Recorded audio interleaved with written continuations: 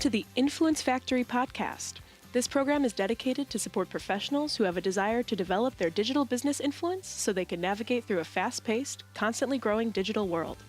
We invite newcomers as well as our family of business influencers to a place to play, share ideas, questions, tips, and guidance with other thought leaders around the globe. Sit back and enjoy our program with our host Dean Delisle as he interviews guests. News and commentary is provided by Kate Hassett and Jackson Delisle.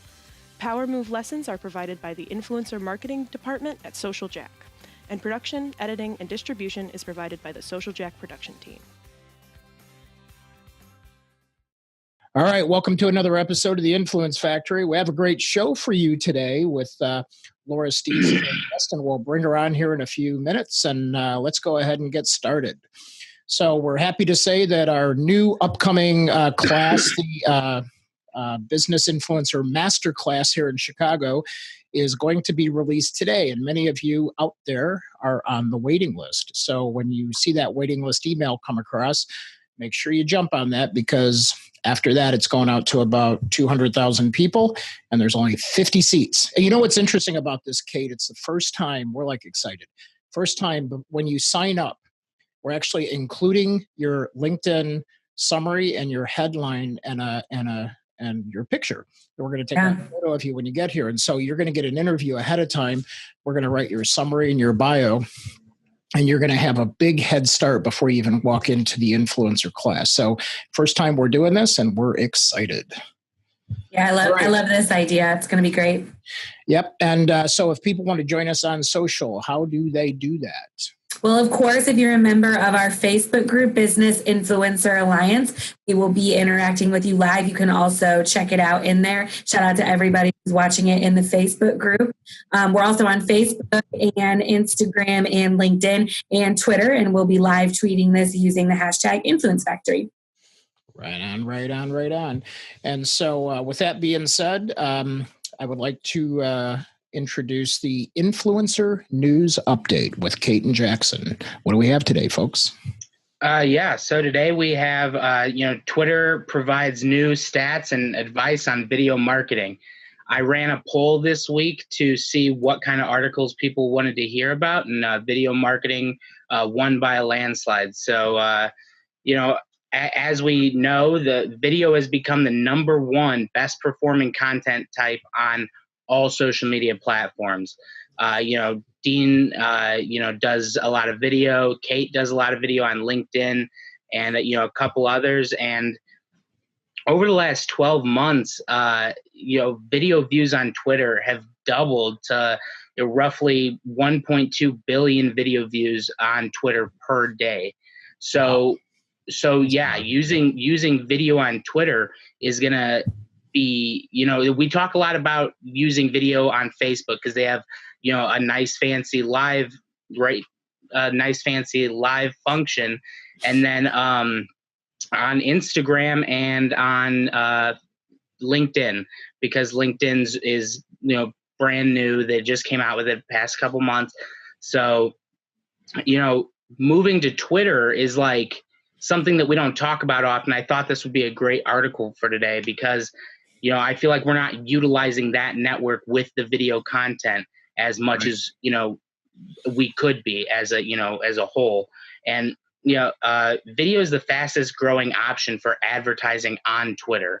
So, Twitter ads, promoted tweets, video website cards, and in-stream video ads are the three, best ways to promote videos on Twitter. Promoted tweets with videos save more than 50% on cost per engagement. So, that's a huge thing when you're, paying per engagement on the media that you're posting on Twitter. So if it's saving money because you're getting more in the door from this video, a tweet with a video tends to see 10 times more engagement than, just words or graphics or, other content types. Is there anything you want to add on that, Kate?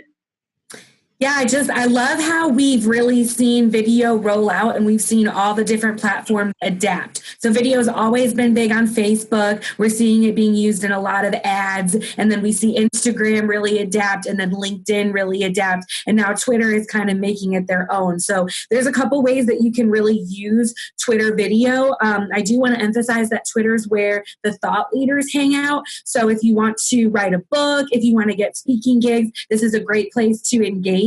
And if you've already been kind of dabbling in LinkedIn videos, like I know Rick Gosser, who's on, he's kind of started, this is a next great move of places to publish your videos. So there's a couple ways to do it. Obviously, the promoted video allows you to promote a video like you would pay to get people to view it. A great way to get more followers, get people engaged with your content. There's also a really cool feature called video website cards.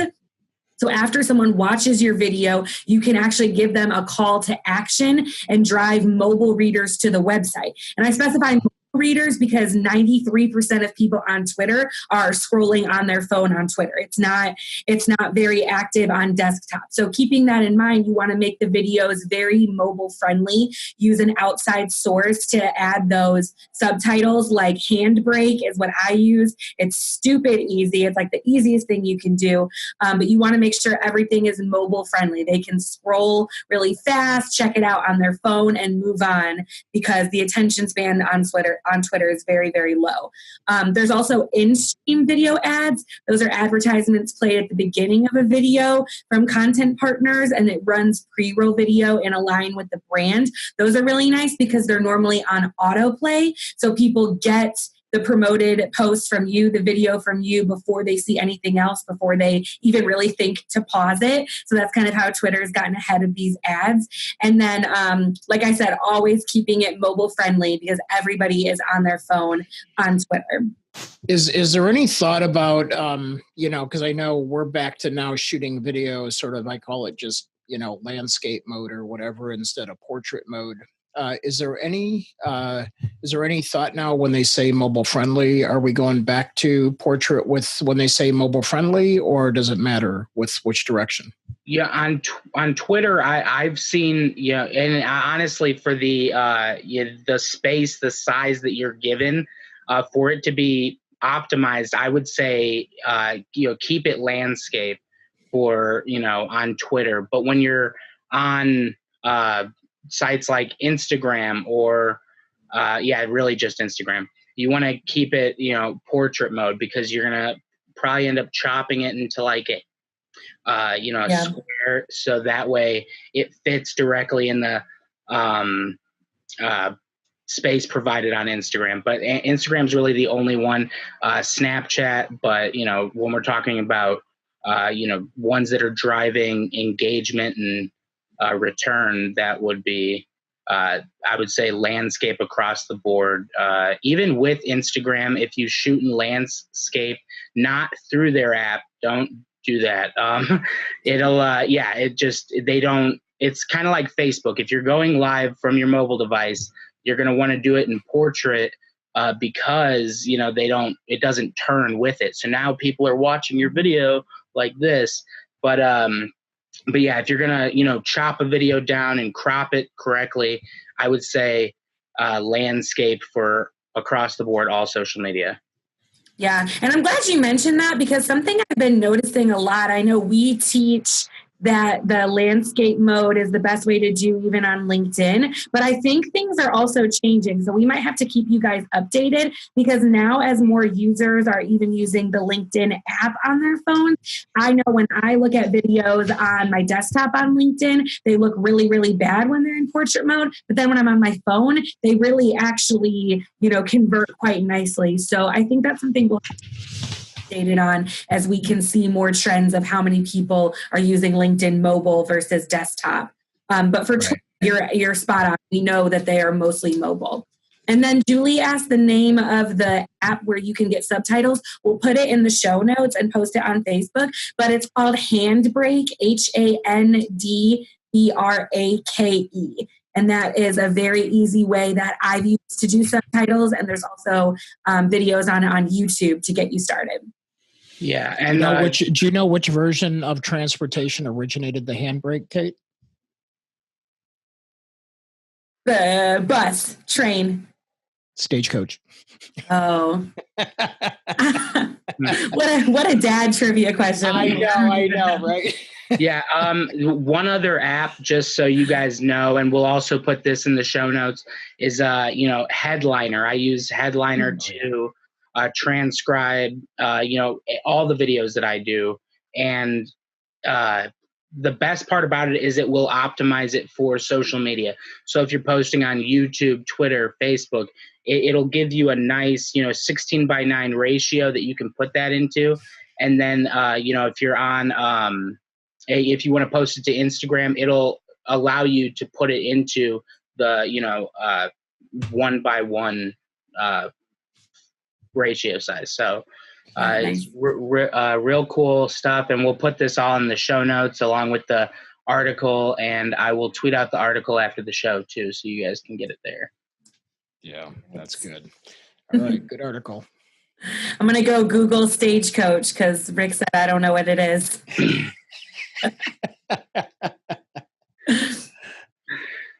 All right, yeah. So that's all for the influencer news update this week.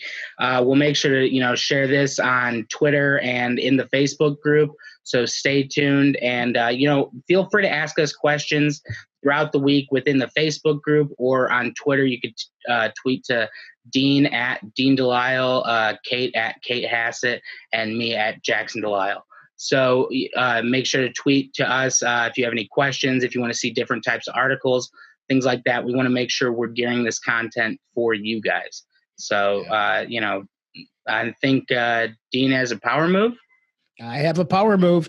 All right. So one big power move is I'm excited that my new book is just came out of typesetting today. So we're excited about that. So keep an eye. I have all of you that look like you're on today. You're on my launch team. So I volunteered you. So just so you know, you're on the launch team.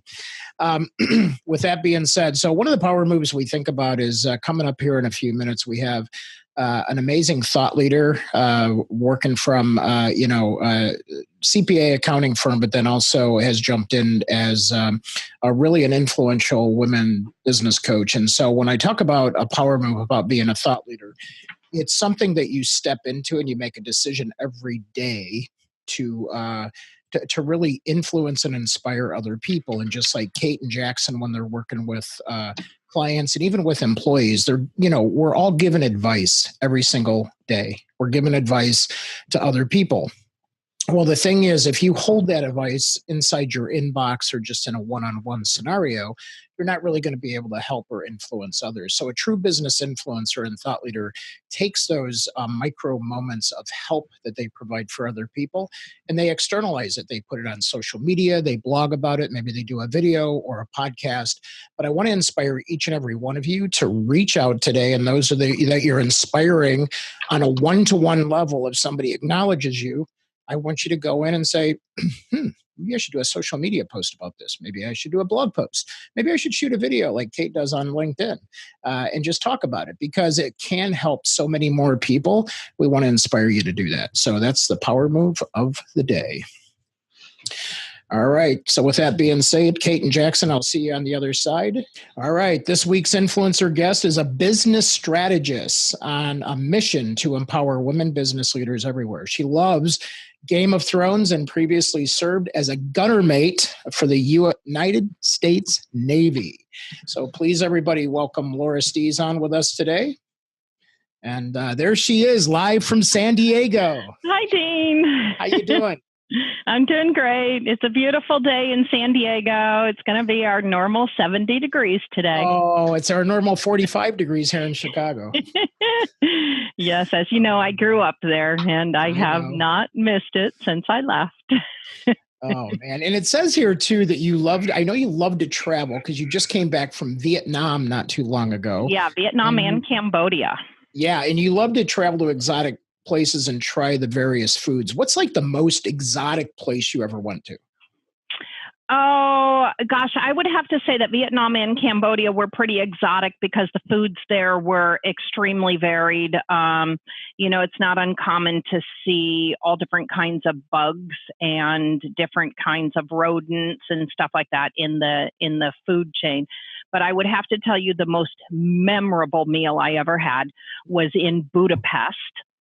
And it was a meal in someone's home, and they had prepared a traditional Hungarian dinner that had cooked out over an open fire outside for 24 hours. So it was a Hungarian stew that was the most amazing dinner I've ever had, bar none, throughout the world. Wow. And you know I'm Hungarian Romanian, right? I didn't know that. Yeah, well, I grew up with all that food. Yep. Yes, I have a passion for Hungarian food. Love it. But I like, exotic foods, period. I love Thai food and Indian, and I just really am into different foods. I like the spices and the flavors. Yeah, that's interesting. So, so Game of Thrones. So the funny story here is that I remember, I don't think we were shooting a video, or I know we were on camera, so it was probably just one of our normal Zoom calls.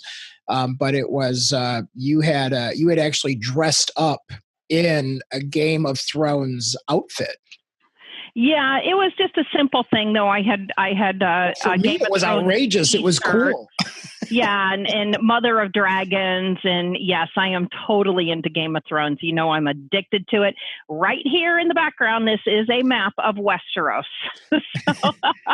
So those of you listening, if you're Game of Thrones fan, we have another fan on the air with us today. So yeah, I'm addicted. Cool. So what's interesting is you mentioned that you grew up here in Chicago, and you have a couple extra siblings and cousins than the rest of us. So, so always interested in sort of beginnings, because that's what makes up who we are and who we become. Right. And I think you have an interesting story that you almost had your own zip code there, right? When you guys were Yeah. So I come from a family of 10. My father came from 10. My mother came from 7. Wow. All of my aunts and uncles have lots of children. So there's, just shy of 100 first cousins in my generation. Wow. Between the two. When you come back to Chicago, you're not kidding. You have a lot of people to visit. Exactly, because some of my first cousins are great grandparents. So, when we add it all up together, I have about 700 living cousins. Yeah. And people say, do you know them? And I said, I absolutely know every single one of my first cousins. And I'm connected with about 350 cousins on Facebook. Wow. And I always say growing up in a big family like that is almost like having its own ecosystem and business, right? I mean, if you think about it, it's so maybe tell us a little bit about how you went from, that size family to then, getting into the business world. How did your career? Well, it's interesting because I took a different turn than I was expected to. I grew up in a traditional Catholic household. I had 7 brothers and I have 2 younger sisters. So 5 of my brothers are older than me. And, I was always told, you grow up to get married and have children, and that was the life that a girl was supposed to have. And this was, growing up in the 60s, that's what we were being told. And then as we get into the 70s, of course, the late 60s and the early 70s, the personality changed. But when I was growing up through my early years, I remember distinctly between 5 and 10 years old, my father was always giving my brothers lectures. And my father owned his own business, and he could never imagine working for anybody else. He wanted to be in charge of his life. And he was constantly pushing that message to my brothers and telling them, you need to be in charge of your own life. You need to run a business. You need to come and work in my business because you need to see what it's like to run your own business. It's hard work, but you have freedom. You're not reporting to someone. You are independent. And so my brothers all worked in the family business at different points in time. My father was a painting contractor. And of course, that wasn't a business for a girl, so I didn't work in the business. But I was listening to all of the messages and all of the lectures that my father was giving to my brothers. And the funny thing is that when I talk to some of my brothers about it today, they don't remember my father saying any of that. They don't remember those messages, and they didn't listen to those messages. And with a couple of minor exceptions, none of my brothers really became entrepreneurs. I have one that became an entrepreneur, and he went in and out and in and out, but none of them made it their life. And for me, there has been no other life than being an entrepreneur. I cannot. Working for someone else is something that just kills my spirit. And I recognized that early on and realized that all of the risks and the frustrations and the rewards that come with being an entrepreneur were exactly what I wanted to be. So, you have ups and downs, and there have been times where I've had really bad years, but because I have confidence in myself and in my abilities, I was able to stick through it and know that I was going to get through it because I am completely confident in my decision to be an entrepreneur. Yeah, that's interesting. So I always call it environmental absorption. It's like, you're paying attention. And I'm always curious, in that scenario, there were things where, as a kid, your parents are busy and they're like, oh, we'll be with you in a minute. And it's almost like you're so curious about what you're not hearing that you, I think you hear more about what they're saying than when they want you to hear sometimes. Yeah. But, and it's funny how you can have 10 children that grow up in the same household and we all heard different things. Yeah, that just is amazing. Yes. And so what was your first business then? My first business was actually when I was in the Navy. I had a Tupperware business on the side. And so that was a really great lesson because Tupperware, even today, is about empowering women to have control of their lives. And so what was great about that was that to see that, I was in the Navy, so I was seeing a lot of regimented, process-driven systems already. But to see it in a commercial setting, to see a Tupperware business. Now, I have to say, though, even prior to that, growing up as kids, we were always the ones that were out mowing lawns and shoveling sidewalks for our elderly neighbors. And we always did that kind of stuff because with 10 kids, there's not a lot of extra money. We didn't have a bad life, but it wasn't that we had any money to waste. So if we wanted to be able to go down to the corner store and buy a grape knee-high in the summer or to buy an ice cream when we went to the community pool, we had to work for that money. Right. And so, I always had those kinds of businesses going on. And I was always very competitive with my brothers and with the other neighbor children, because when the snow started to fall, I wanted to be the first one at that neighbor's house to shovel their sidewalk for an elderly neighbor. And I would get paid $1 or $2 to do that. But that was my money to do those extra things. Yeah, that's awesome. I'm always curious in that. And then question came in, where are you at in the family order? I am the first girl, the sixth child. So I have 5 older brothers. Yeah. That's like an extreme middle child. Yeah, it's an extreme middle child. So it was interesting. It was very interesting to be in that position because being the first girl, obviously, I turned out to be a very strong person because I was definitely, my father wanted a girl and I was definitely my father's daughter. Yeah. And so as a result, my mother didn't pay too much attention to me. Then there was another girl a year later, so she was able to put all of her girly stuff into that girl. What's funny about my sister, Sue, is that she turned out to be a mountain woman. She lives on a farm. She raises all of her own food, all of her animals, all of her fruits and vegetables. She raises everything. She is a down-to-earth mountain girl. She goes out when her freezer's empty. She goes out hunting and It's a dear. She lives in Southern Illinois, and she loves her life. She loves that lifestyle, and that's how it is. God bless. Yeah, right. That's cool. And you have a lot of women cheering you on here. So Julie says rock on, and Robin says she's the oldest of 8. Oh man, that's a lot of pressure. The oldest of 8 is a lot of pressure. Yeah. Well, it depends if it's 8 boys or 7 boys or 7 girls after. Well, it doesn't even really matter, because when there's that many children, your parents can't do everything, and the older children have to step in and take responsibilities in the family, even at a very young age. You go to a family party with this many children, and everyone is responsible for everyone else. So it's not unusual for the older cousins to be monitoring the younger cousins and reprimanding them and keeping them safe. And that's just a part of how it is, because it takes a village when you have a family that size. No doubt.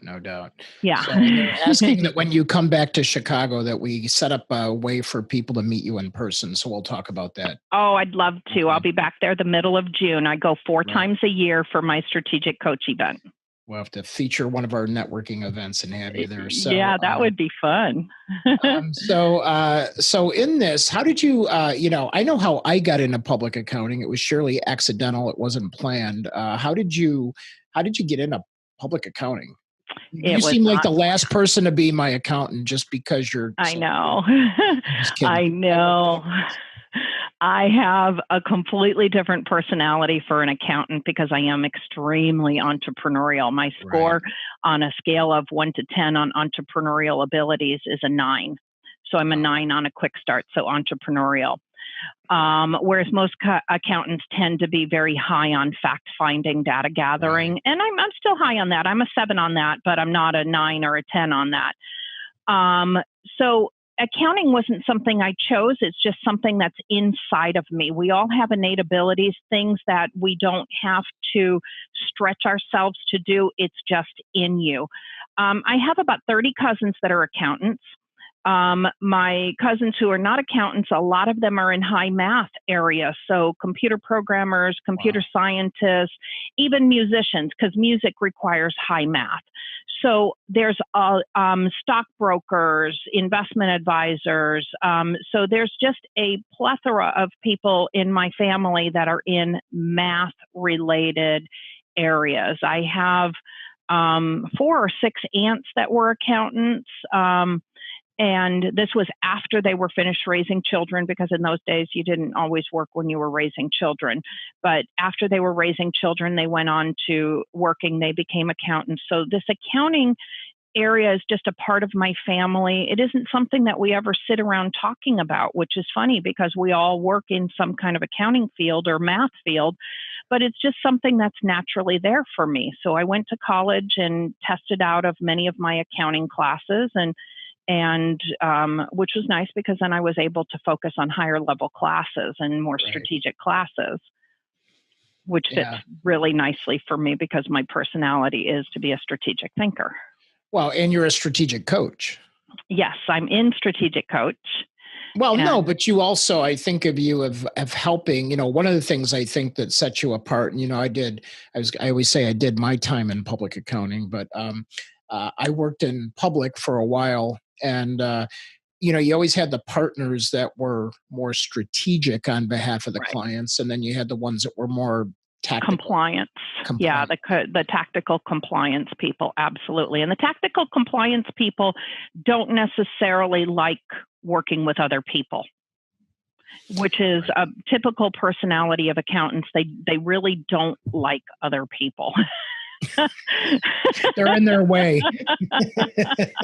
Yeah, exactly, because it interferes with them, ticking and tying and getting things done on a daily basis. And yes, I am more strategic. My strength finder characteristics are that I'm strategic and I'm futuristic. So I don't like dealing with the past. So I'm not an accounting accountant because that's all about the past. I like to work on the future and the planning for the future. Yeah, and I think everybody can resonate, especially the entrepreneurial nature is always looking to the vision and what's next. Right, exactly. So when I'm looking at what are my key performance indicators that I'm tracking in my business, I'm not really interested in the past. I want to focus on the future. What are my leading indicators, not my lagging indicators? Right. Now, you're, you've been coaching your clients for quite some time, and then you're a certified coach as well. So when did you decide that, hey, I want to, I'm in this accounting field. I'm very strategic. I know I'm already helping people. And then you made the choice to really officially become a coach.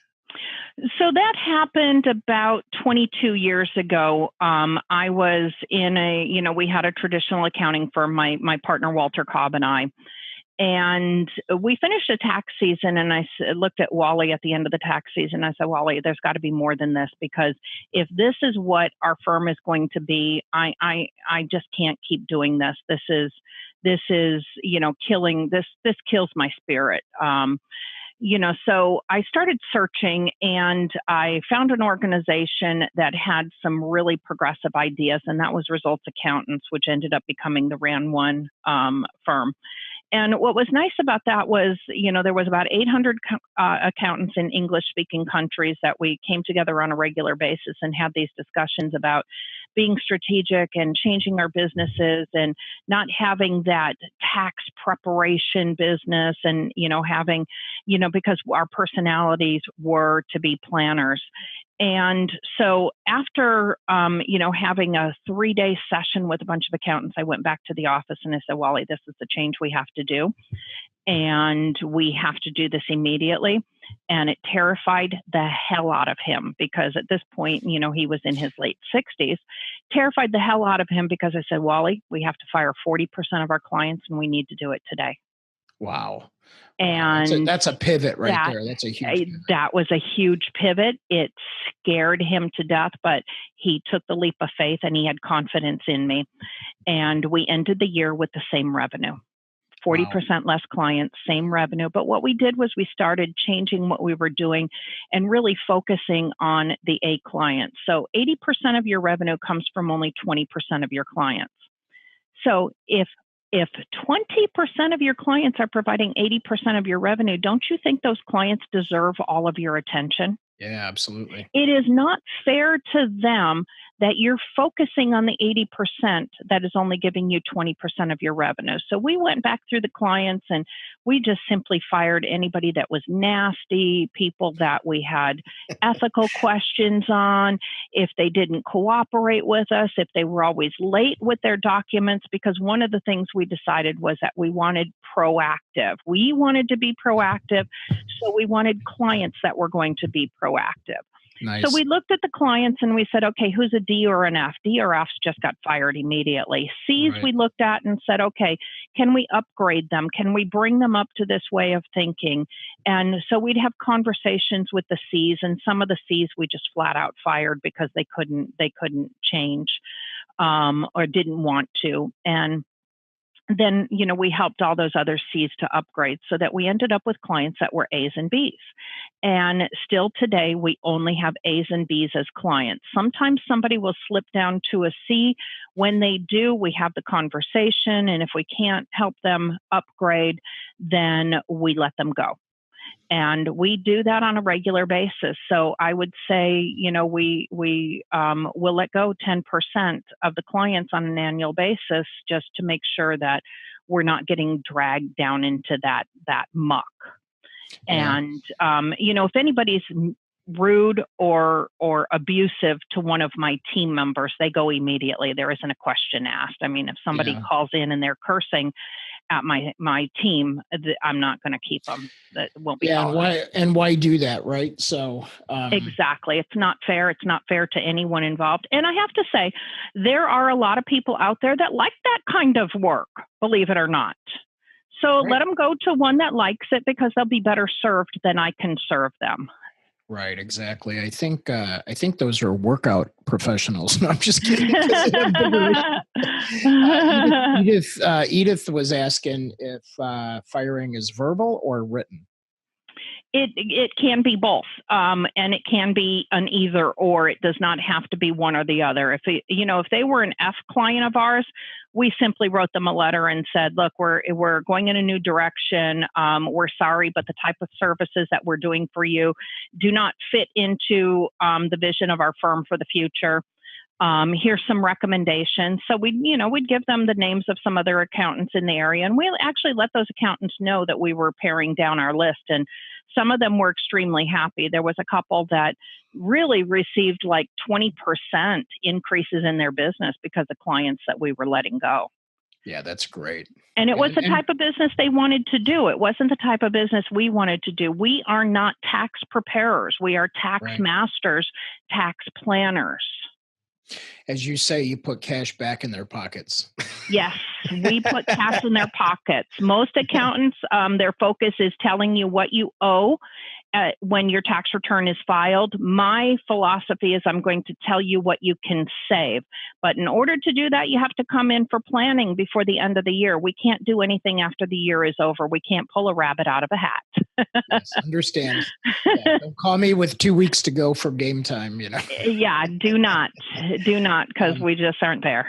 Yeah, and a lot of people are chiming in. So it's interesting as entrepreneurs that we go through this cycle, I always say, from scarcity to abundance, right? When we get flip that switch. Exactly. And what's interesting is I think it takes some of us, I know there's times where, I've caught myself holding on too long to the ones that we shouldn't have. And we have this discussion in house all the time and go, maybe they're just, they're probably just not a good fit for us, and that's a conversation we have too, Exactly. And there's someone else out there that they are a perfect fit for and that will serve them in the manner that they want to be served. So there's nothing wrong with those people. It's just that I choose to have my business running a certain way. If I have to do this, during tax season, I'm putting in 10 and 12-hour days, 7 days a week. And if I have to do that and take time away from my personal life and from my family, it better be things that I enjoy. Because if it's not, why am I doing it? There's no need to do that. There's no purpose in that. It's not getting me to any of my goals or my life purpose. Yeah, life's too short for sure. Yeah. As you work into, you have this great program that people, it's designed for women business owners and entrepreneurs, and we have quite a few that listen into the program and onto the show. Can you tell us a little bit about why you created that, and maybe a little bit about the program, just so we can get a sense for if it's a good fit for anybody that's on? Absolutely. Absolutely. So, for years, first of all, let me back up. Most people look at CPAs and they say they're just, it's a tax preparer. That's what people connotate with CPAs. But in reality, I have to tell you the truth. We do a 5-year degree to become a CPA. It's required for our licensing. It's a 5-year degree, not a 4-year degree. And in those classes that we're required to take, there are only 2 tax classes. Only 2. Out of the entire degree, only 2 tax classes. We are not taught in tax. We have to learn tax after we get into the field. We are actually taught how to run businesses and all of the key components of running a business. So that's what goes into the preparation of financial statements. And so our education is really about financial statements, economics, finance, statistics. It is not about tax. So you learn tax in the field. So anyway, my focus has completely been about helping businesses and how do I help businesses? And that's why this whole strategic part of me just ties in so well with businesses. So for many, many years, I've advised businesses, coached businesses. I see a lot of businesses. I have this massive library in my brain of things that businesses do and business practices and best practices. And so I wanted to help businesses grow their business. And so that's been my focus for a long time. And I've done this for men and women. It doesn't matter who owns the company. I don't discriminate. I work with everyone who's got a proactive attitude. And ethical, proactive and ethical. Yes, that's a good distinction. Because I'm not interested in unethical people either. I just don't want that karma. And Right. so for years now, for about the past 15 years, we've toyed around with these different things of how can we help women, and how can we help women business owners? Because our primary commercial goal in our business is to increase the net worth of our clients. So, one of the ways that we do that is by putting cash in your pocket tax strategies into place and making sure that you're paying the least amount of tax possible. But we also help our clients to grow their business through simple growth strategies, helping them put things like key performance indicators in place so that they can monitor their businesses and know when it's off track, and just help them become better, more efficient businesses and more profitable businesses. Because sometimes being more profitable may even mean letting go of a source of revenue, because that source of revenue might be sucking you down. Sometimes letting go is the way to grow your business. Correct. And so we've been doing this one-on-one for a long time. And now we've got this whole world of digitization out there. And so we've got this massive library of courses and presentations and strategies and checklists and guides and consulting programs that we've built over the years. And we decided that we wanted to digitize this. And as we were digitizing this, we're going, it hit us straight in the middle, straight in our head about this is the program that we can use and take out to a lot of women business owners, because we can put this program into a really affordable format so that no matter what the size of the business, we can make this affordable to them so that they can grow their business and have access to this library of knowledge. And as we were thinking about it, we were also thinking about the fact that as women business owners, we like to run our businesses differently. There's not because there's any criticism of men or any male bashing here, but because we're different. We focus more on relationships. We have a different way of doing things. And so when we run our businesses in the ways that make sense to us and that work to our core and our purposes in life, then we are happier and more successful. So we are launching the Women Business Leaders Unite initiative. It is an online coaching program. We will have monthly sessions. We are going to introduce a business blueprint for how to lay out your business, the main areas to focus on your business. We're going to have 3 pillars that we're going to focus on. The first one is going to be mindset, because sometimes we have things that are preventing us from being successful. So let's figure out what those are and let's get rid of those limiting beliefs. Right. Second is in momentum. So it's going to be focused on business growth. What are the techniques we can put in place to grow our businesses? And the third, of course, is money. What are the money issues that we need to address? We're going to be addressing tax strategies. I have 101 cash in your pocket tax strategies that I teach to my clients. I'm going to teach a whole bunch of those to teach you how to put more money in your pocket today. Make sure that you're paying the least amount of tax possible. And this is going to have a focus on women and what's unique about us in business. So, like I said, it's not about male bashing. It's not about that guys are wrong, but a lot of the information that's out there is being presented by men, and it's being presented in a male perspective, which is fine. It works for them. But with women, we have a little different twist. So we're wired differently, We are. We're wired differently. And so when we start trying to compete as men, we're not happy. Right. We're not happy in our businesses. When I was running my business, like all the male CPAs in the community ran it, I wasn't happy with it. When I changed it to what fit for me and what fit for my style, then I started becoming really happy with it. I wasn't dreading going to work every day because I knew that what I was doing was right for me.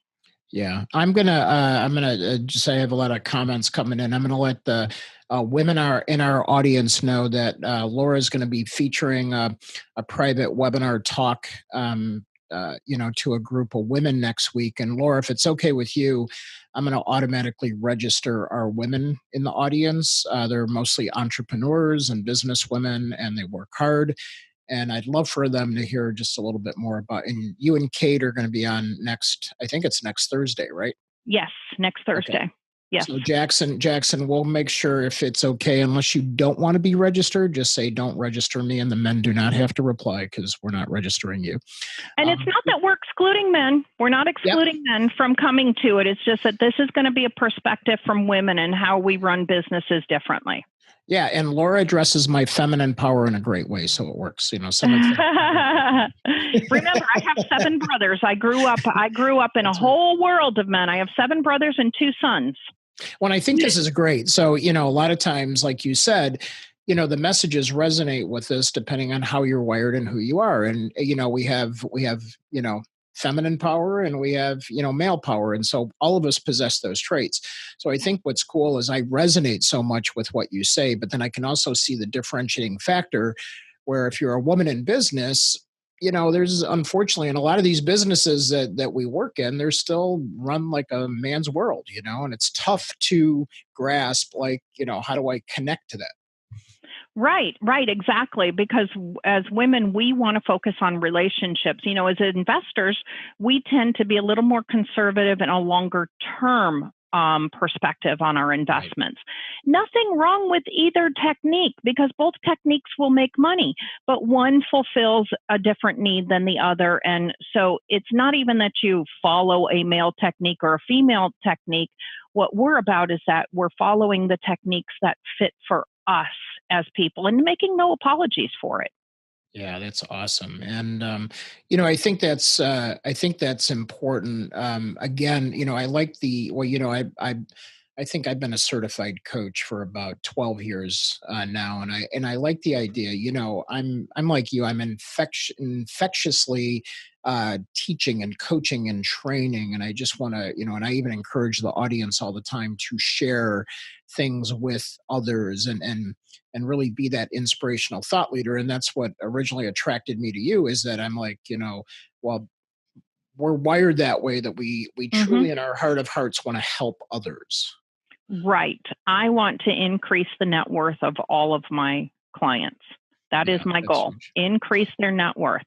It could be increasing the value of their business. It could be putting more cash in their pocket. It could be increasing their net income. It's going to be different for every single person. Some people want to focus on just increasing the value of their assets. And of course, that does include increasing their net income. But other people just want to get some satisfaction. They want to walk away at the end of the day knowing that they achieved certain things. And that's a personal decision, and you don't have to follow what everyone else does. You have to follow what's right for you and what feels good for you. That's huge. Yeah. It's funny, Julie typed in men are from Mars, but she didn't say where women are from. I'm just kidding. Did you ever go see that play of the guy that used to do that? Men are from Mars, women are from Venus. It was classic. No, I never did. Play. Yeah, it's a one. I never did because it's interesting that I grew up in a male environment, right. So I'm not a girly girl. For any stretch of the imagination, I am not a girly girl. But at the same time, I recognize that there are things that I do in my business that are different. And sometimes it's a subtle thing. For instance, we have a whiteboard painted on the wall. So, you don't have to have just the whiteboard you stick on the wall. You can use this paint and you can paint a whiteboard. Well, when we painted the whiteboard, we thought, okay, do we stop at the point where the whiteboard would normally stop? And we said, no, we're taking it all the way to the floor because we have children in the office all the time. My granddaughter will sit on the floor in front of that whiteboard wall and she will draw on all the levels that are at her height. So those are the simple kinds of things that we as women do. We made sure that we have an area in the office that when one of the employees has a child that's not feeling well, not super, super sick, but just not feeling well, and they still need to be here for some deadlines. They can bring their child in. There's blankets and toys and electronics and that's awesome. and recliners and footstools, and the kids can come in and be comfortable. But there's also days the kids are off of school, so we want to, those are just little simple things that we build into our office as women that men may not build in, and there's nothing wrong with it either way. It's just, this is kind of those subtle little things that we do as women. Well, see, that's my feminine power too, because I keep a drawer full of toys, and some of them are for me, but it's when people bring their kids in the office like this week. Yes. I'm that person they come and see.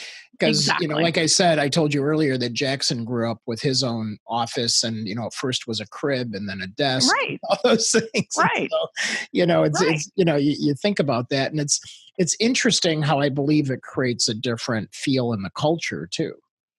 Yeah, both of my boys grew up sitting on my lap while I'm working on my computer, both of them. So, it's just a little bit different feel. I was Robin chimed in when she was at Honeywell. So you think of the big companies, and I remember Computer Associates, and I think American Family were two I was working with that had the daycare. But she said she tried to get in-house daycare, and her boss guy, she said, asked if she was having a fight with her boyfriend, and what I expect in-house counseling coaches also. I was like, oh my God, oh my gosh, that is so like I don't know, was that 70s, 80s, 90s? Robin, I grew up in that environment too. I was in San Francisco in the height of that personality of that, the women had to be really aggressive and go, go, go, go, go. And you had to walk faster than men, and you had to do this and you had to do that. And I grew up in that in San Francisco. And that was when I was still in college. And then after that, it took me a few years to detox from that.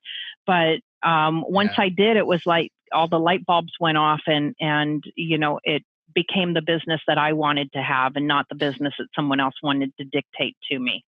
And still today, I'll be sitting there, and those comments just permeate through the decades, and there's still things that and I don't want to go off on this, but that I'm just like, really, did you just say that? And I'm just like, come on, can't we all just work together and have some fun and get along and make a great outcome out of everything? So yeah, exactly. So when new clients come on board with me, one of the things that I explain to them is that we are focused on having deep and broad relationships with them. It is not unusual for me to cover 3 and 4 generations of a family. Yeah. Because that is the type of relationship that we develop with them. We have clients that when we finish a meeting, the clients say to us, "Love you," as we're walking out the door. But that's the kind of thing that fits for me. That's the relationship we want. I start my initial meetings with them trying to understand who they are, and that's what I want to do. And that's how I want to run my business. It's not ideal for everyone, but that is ideal for me. Yeah, that's cool. That's super cool. And so you like me, you attend a lot of seminars and motivational things and whatnot. Yeah. So along the way, you want to just give a shout out to some names or people that you read or people that inspire you or have along the way? Well, my number one influencer, as you know, is Dan Sullivan of Strategic Coach. I've been in Strategic Coach for 10 years. I drink the Kool-Aid. I love the other people that I'm with. We have transformational entrepreneurs. We're about transforming our businesses, transforming the world with our businesses. There's some amazing things going on with many of the business owners that are a part of Strategic Coach. And so not only do I follow Dan Sullivan, but I also follow many of my counterparts in Strategic Coach, like Jeff Walker with Launch, Dino Wickman with Traction, Joe Polish with I Love Marketing, Peter Diamandis, who is like this really inspirational, innovative kind of guy who was the founder of the X Prize for space exploration. there's just so many amazing people in the program and so much inspiration in the program. So not only do I follow Dan Sullivan and a part of Strategic Coach, but also many of my counterparts in Strategic Coach. Just really some great things going on. And then, of course, there's there's a lot of other people that I follow as well. I am in touch with my woo-woo side. So I follow a lot of spiritual issues and spiritual training, my pastor and stuff like that. So cool. I am completely in touch with that side of myself too. And just, really focused on my purpose in life. And my purpose in life is to teach. Yeah, that's awesome. And a little bit of Reiki and inner chi going on too, right? Yeah, absolutely. Absolutely. I had to go there because you and I talk about that all the time. Yes. As you know, I use transcendental meditation. So I meditate twice a day and use those techniques as well. Absolutely. Right. There you go. There you go. All right. Well, I want to thank you so much. It's been great. And so, if you want to maybe send people to your website, I know LinkedIn is probably the top social media channel for you that you connect with, right? Absolutely. And then on the website, I know it's Stees Walker, and we'll send these links out to anybody. Is there any other sites you want to send them to? We have a Facebook group, Stees Walker, and look for the Stees Walker page. And, if you're in Facebook and you type in Stees, if you see anybody come up, they are a cousin of mine because we're all related. So if you want to be curious as to how many cousins I actually have out there, you could type in Stees and see the plethora of names that come up. They are my cousins in one way or another. Wow. Well, I'd like to do is encourage everybody, and I'm going to bring Kate and Jackson back on, but I want you to just type in one key takeaway. So, it doesn't matter if you're male or female on the call, there's always a good takeaway as we were listening to Laura as she was going through things. So, Kate, what did you get out of this session? Probably a whole page of notes, right? Yeah, I always just get so much from when I talk to Laura, and I'm really excited for the next webinar on April 4th. The last one I watched, I just was so blown away. She's so motivational. But I think where Laura really touches so powerfully for me is the marketing saying that the riches are in the niches, and as a great marketer, by knowing who you're talking to, your message and your value is that much higher. And she just really is so niched in helping women business owners or women in business, and it's so empowering, and she does it so well. She's who I'd go to for everything I need. So I love how she's really narrowed down who her target is and how she can help them. I think it's just spot on. Thank you. And I see also that Jimmy Z asked a question. Hey, Jimmy Z, it's funny. Jimmy Z knows my brother, Pete, who is also in high math. Pete is a programmer and with Oracle, an accounting package, believe it or not. So he's a programmer with an accounting package. And Pete is the typical corporate guy. He can't imagine being in anything but corporate. And Pete does not remember our dad talking about being entrepreneurs. He has no memory of that from us growing up. So, Jimmy, with how did I come up with and figure out my core capabilities and messages to separate me from the rest of the accountants? Really, I have to tell you, I went on a journey of discovering myself. And I, really went out there to explore what is my purpose and getting really clear that my purpose is to teach. My purpose in life is to teach. I just happen to teach business owners. And just understanding who I am and understanding my strengths finders, my Colby, my print. You could do I See This. You can do all kinds of surveys to just really help understand who you are, getting all the key words and the key messages and just, really driving down to that.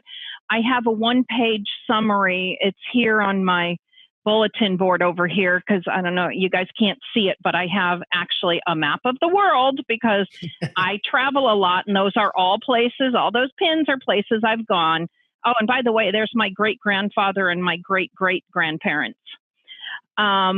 and just, really understanding who I am. So I did really got into a study of myself to understand who I am. And it's really important to do that so that you're working in a business that satisfies who you are. We all have unique abilities.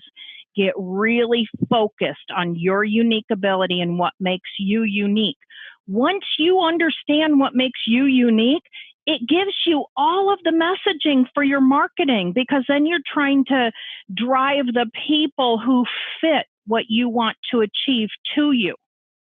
I don't care about all the other people out there. They're not the ideal client for me. Right. They just aren't. If they want to come in and have a tax return prepared and that's all they want, they are not right for me. There's H&R Block. Exactly. Exactly. Yes. It's interesting because a lot of times we talk about, our industry talks about USP, which is unique selling proposition, but I like UVP, which is unique value proposition. So I think it applies to and you need to focus on your unique ability. What is unique about you? And it doesn't matter what that is, because it's you and no one else is going to fit that. And there are a lot of people that are looking for you. Yep. Absolutely. Well, Laura, it's been great. Thank you so much for being on with us. And Jackson, we have a couple winners this week, right? Who's the winners? Yeah. So this week we have Edith Bell for the Zoom platform. And then on our Facebook Live is Shirley Hogsett. So, all right. Congrats. Now remember, two ladies winning too. So with that being said, remember the rule here for everyone is to inspire others with what you learned today in hearing Laura speak, and really share that with somebody else, and whatever resonated with you, please pass that on and teach others. And then especially the Starbucks folks, when you take that person to the coffee shop and you have tea or coffee or frappuccino or whatever it is you have, just make sure you share some of the great things that Laura shared on our program today, and pass that good word on. So, Laura, thanks again for being on with us. We appreciate you. Remember, ladies, we'll automatically enroll you in Laura's webinar next week with Kate. And with that being said, from all of us here at Social Jack Studios and all the way to San Diego and back and around the world, thanks again, Laura, and we will see everybody online. Take care, everybody. Thanks to all of you, too. Hey, y'all. All right.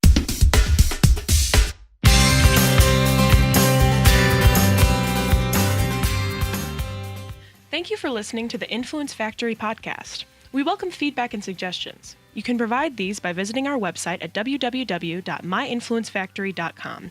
And if you are interested in Social Jack's 90 Days to Influence program, you can simply go to 90daystobusinessinfluence.com and simply ask for the next steps. While our program airs regularly on Zoom webcasts and Facebook Live on Wednesdays at noon Central, we invite you to download episodes on your favorite channel: YouTube, iTunes, Google Play, Stitcher, Spreaker, SoundCloud, and who knows where else in the future.